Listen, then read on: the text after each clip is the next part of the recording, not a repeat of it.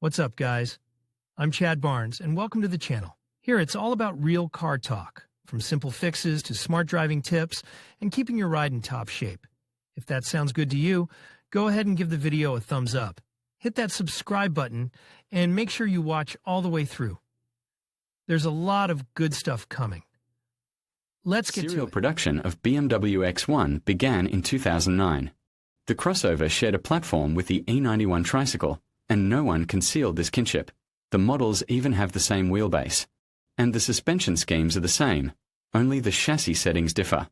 In Russia, the cars appeared quickly, in the same 2009, although at the start only all-wheel drive cars were brought to us at a price from 1.8 million rubles.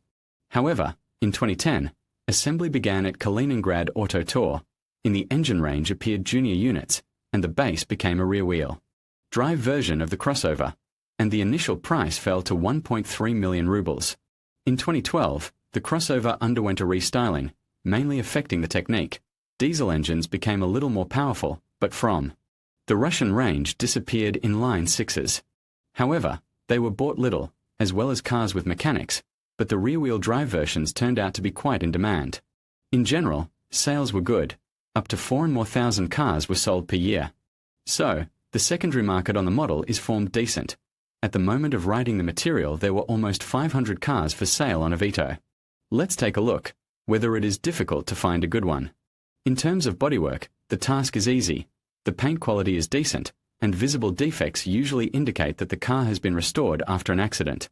Besides, the age of even early cars is 12 years, and late ones are about 8 years old, which is generally not much. Only minor age problems can be called massive: fading chrome, foggy and sweating headlights, scuffs on plastic, chips on the hood, and windshield edge, as well as paint chips at the joints of bumpers with fenders in cars that have been repeatedly stripped of plastic, breaking the gaps. The whole lower part of the car in crossover fashion is covered with plastic, and defects can also slowly appear under it. For example, they can be found in the attachment points of wheel arch covers and on the metal of sills, especially in the seam zone.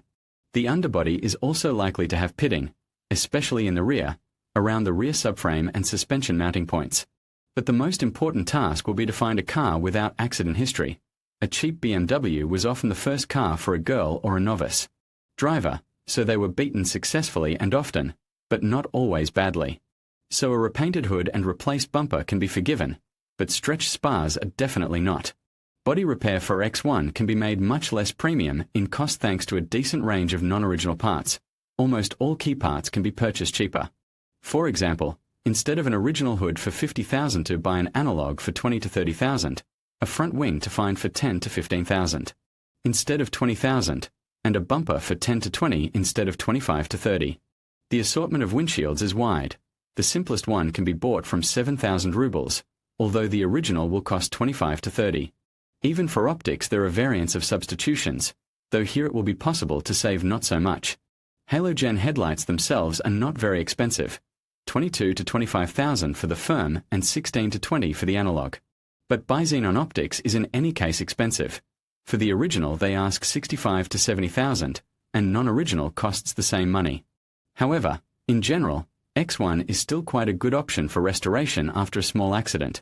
In search of spare parts, you will not have to search all the dismantling shops of Russia and neighboring countries, although it is quite possible to find original parts in color and for less money. As we remember, X1 was often bought to girls and as the first car, so the possibility of repair is an important advantage. As we already know, the platform X1 has shared with the 3 and suspensions in general receive the same. In front, there is a McPherson with rotating knuckles and separate lower arms instead of one L-shaped, and behind a multi-lever. Repair of chassis, of course, will not be budgetary, but there are no frankly expensive decisions here. Everything rests in details.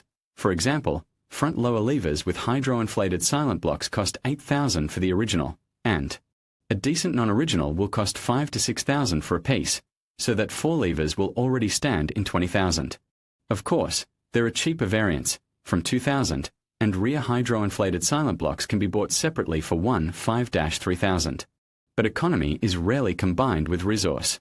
But the ball bearing is regularly changed, and a decent analog can be bought for 1,500 at the price of the original in 3. Price tags for front shock absorbers start from 5,000, and variants from KYB, Sachs or Bilstein will cost 6 to 8, which is still cheaper than the original for 15. The hub bearing in front is changed in assembly with the hub unit and costs $12,000 for the original and from 6 for a substitute.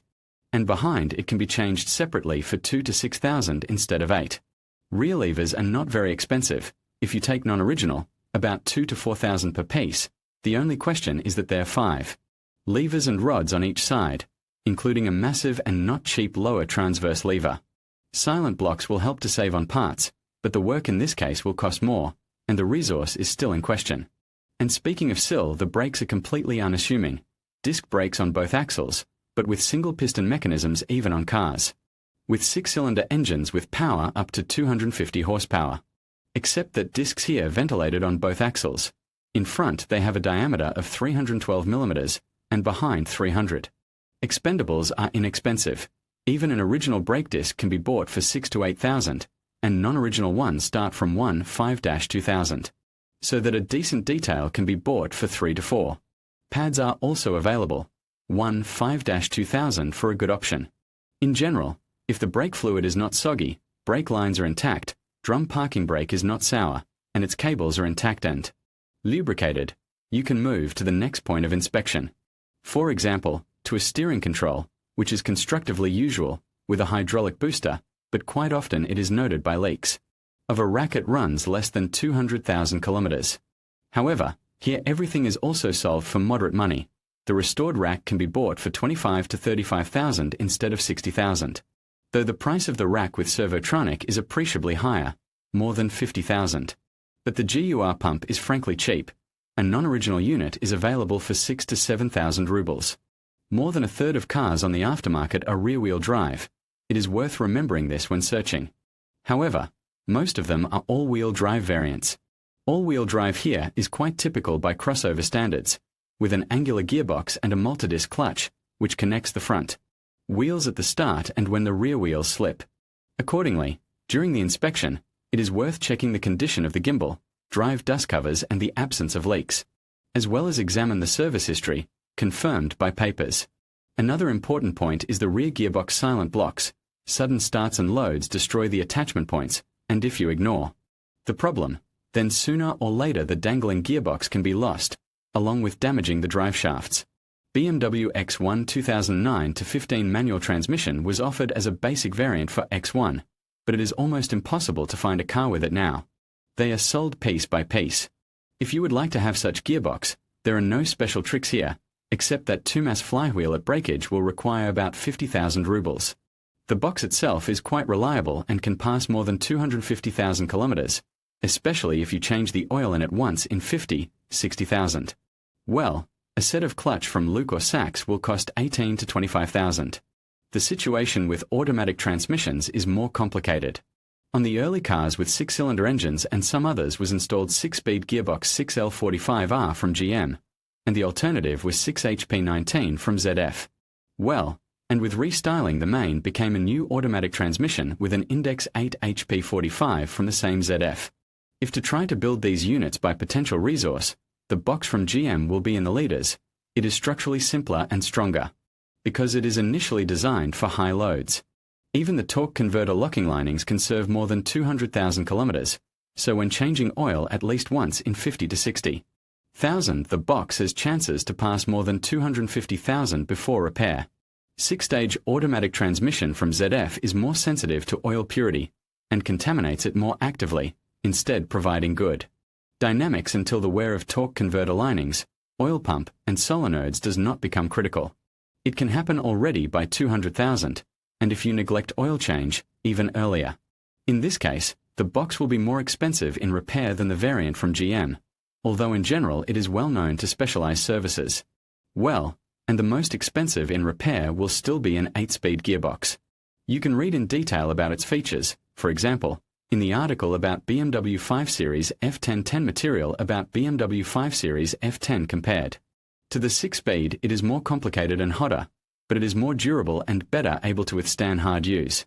True, this does not mean that the box does not need an external radiator and frequent oil changes. And it is also well diagnosed, which allows you to learn about potential problems before buying, so you should not save money on diagnostics. The most difficult, as it often happens with BMW, is the choice of motor.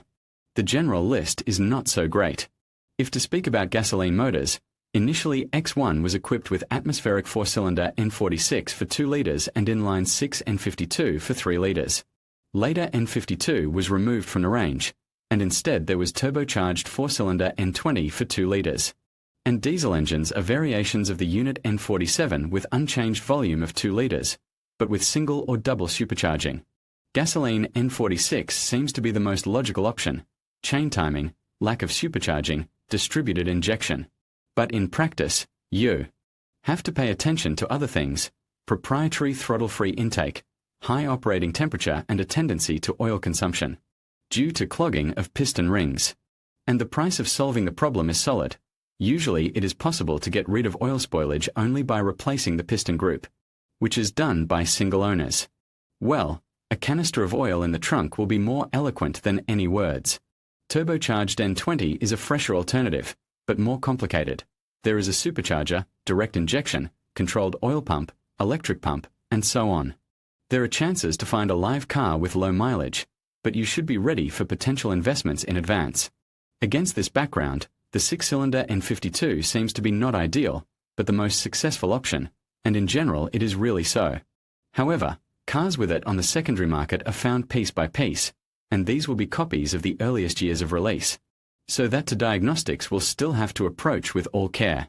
The N47 diesel engine cannot be called exemplary either. The most delicate point here is the chain timing with rather unpredictable life and high replacement cost. The latter is explained by the location of the timing chain on the rear side of the engine and the need to remove it for maintenance. In addition, typical potential difficulties with supercharger and fuel equipment have not been cancelled either. However, if you manage to find a late car where the problems with the timing has already been solved and the resource of the turbine and injectors is not yet coming to an end, then the chances of a successful life together with the car will be high. Actually, the choice of motor and configuration and can be given key attention in the selection of the optimal copy of the BMW X1. The most logical choice will be a restyled all-wheel drive crossover with a diesel engine and mileage just over 100 from the first or second owner. Approx like this if Autoteca will confirm the number of owners, mileage, and accident-free history, and service documents, oil change in the box and timing maintenance. Then with such an X1 cannot hope for the rest of the resource, and extend it with good maintenance for another 80 to 100,000 kilometers. The only question is whether you will have enough feeling of premium in simple X1, or your soul will ask for another BMW sooner than in 100,000 kilometers. In conclusion, the BMW X1 I E84 presents a compelling option for those seeking a blend of rear-wheel drive dynamics and advanced engineering. Priced at $1.4 million, it offers a unique driving experience that appeals to enthusiasts and everyday drivers alike. However, potential buyers should weigh the vehicle's performance, maintenance costs, and overall value against their personal preferences and budget. Ultimately, if you prioritize a sophisticated motor and the thrill of rear-wheel drive, the X1 I E84 could be a worthy investment.